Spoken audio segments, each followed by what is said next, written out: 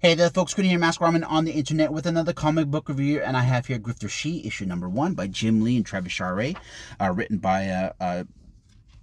written by Brandon Choi. This sort of has Grifter and She. They sort of put them together, and in sort of typical fashion, Wildstorm fashion, it always starts off with Grifter being some government operative, with these other operatives that he interacts with. They sort of clash and then they go their separate ways, but in the future they come together again, and that's sort of what happens here. And then he's hired to sort of steal something back from She, who stole it first, and then they sort of interact. He visits the grave of someone he knew when he was younger, and then in the end, they sort of come together, him and She. I never really got into this.